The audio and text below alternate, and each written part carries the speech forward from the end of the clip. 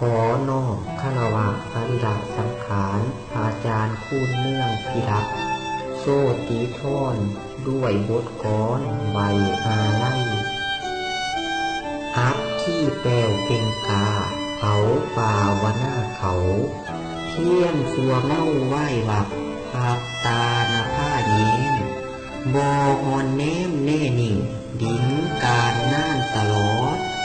น้ำดังเทียนหมอดหน่อยเมื่อล้มต่อยหอยมาพาจันเพ่งพุงฟ้าหน้าผ้าเด่นแผ้วปลับมีหยับแง่งเงื่อนดาวคุณสะกาวประกายฝนเทียนยอมวุ่นเวียนไว้ในแห้มข้าวค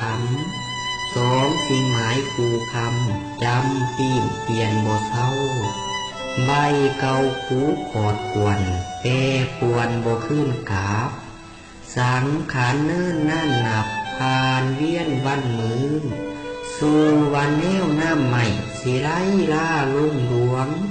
พ่วงบ่ยืนยืดมันวันได้ขึ้นเขื่อนคอยทะย้อยแห่งเกี่ยวตายสายของไหนโคดโผงโผงเมกระแสสินน้ำตาดิ้นหลามไหล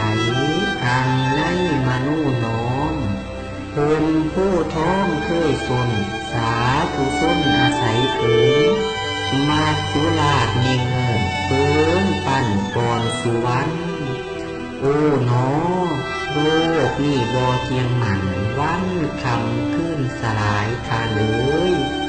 ห่างกายพี่พันผูบ่อยู่ยืนตะการตัง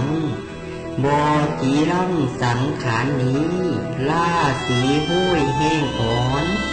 จำต้องกลับตาวย้อนไปนอนบ้านไกลโบขันแท่นาวันนี้สุดที่สังเวชโอมโนแนบน้ำสถิตที่ดีเถิดมาดีคิดเขียนลงทรงอำลาภาษาเสือเหลือเพียงความคำตามพาอาจารย์สอนสั่งยังฝังใจจดจำคือพระธรรมจดจีโอมีมือเบื่อละอาแท้นาสิบนี้ผู้อยู่ว่าโลกนี้น้ำคาคุ้มเสถียรสังวาเวียนบันโจบจวบคานิ่งบันสินใจทวินทวานหอมถนอมคุณข้ามคาอาจารย์แล้วยอดน้ำตาตูมแต้มแซมแก้มเกลือทะลังเหลือเพียงหูภาพตังยังอยู่เพียงสถานการเวลาเลื่อนหลับมาลวนไล่ล่าย้ายเหลือเพียงกายนอนนี้โบตีนตนแข็งเตเร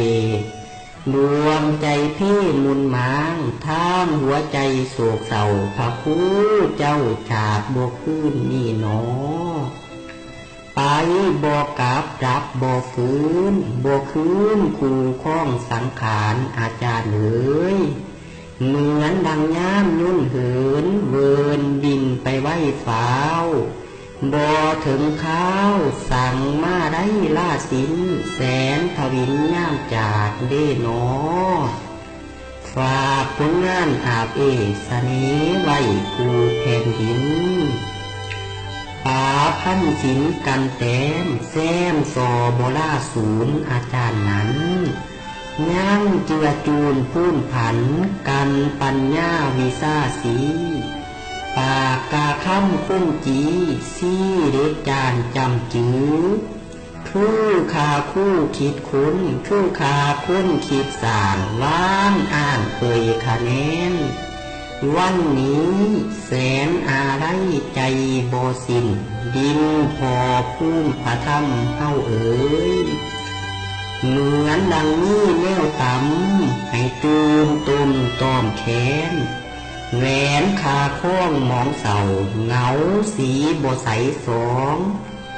มัจจุลาจองนาวเท้าทื่นโบตื่นมาเสียดายดีคุณคาสู้โซสันประพันฝากล้านเด่น เห็นพาคู่พร้อมคุ้มบนปัญญาพญาไว้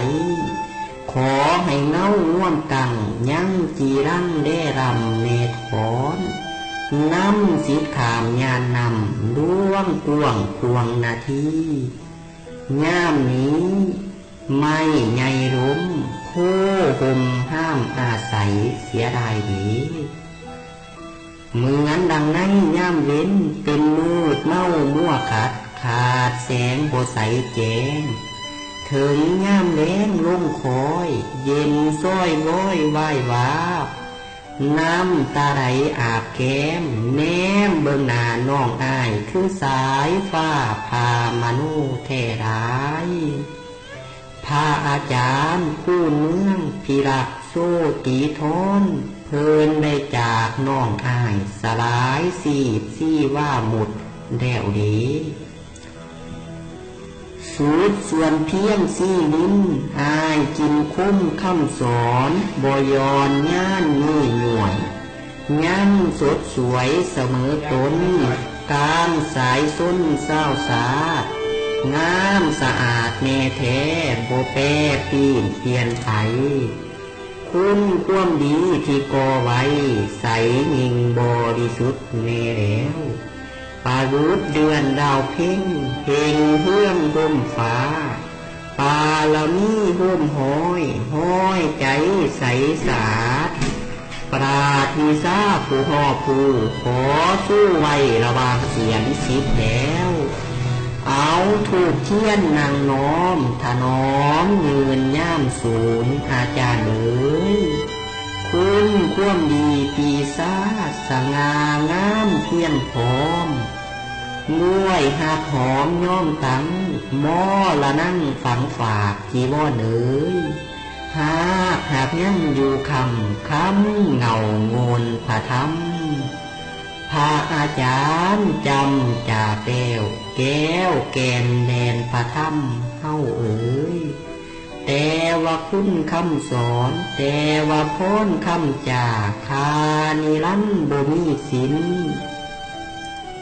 คุณศีลธรรมท่านสามผลงานดีประรักษายังประกาศเอกหางวางไว้ว่าบ่จาง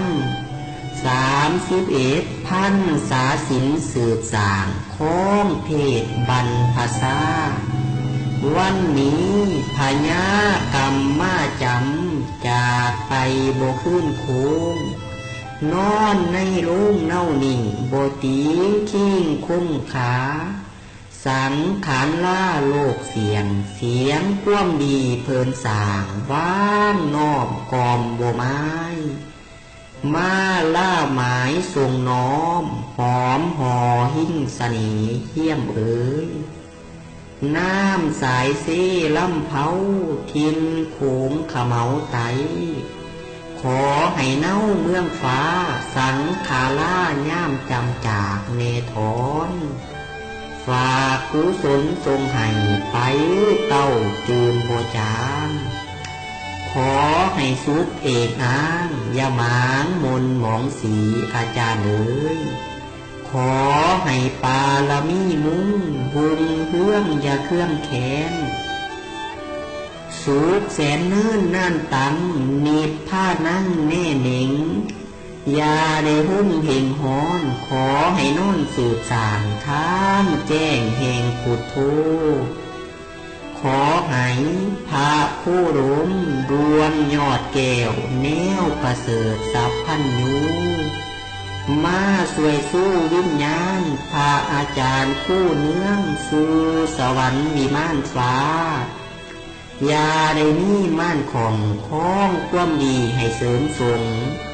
เจตจำนงแนบแน่นแดนวิมานมิงแก้วเป็นแววว้าวเด่นฟ้าหน้าผาตั้งนางเสถียรขน้อยทอน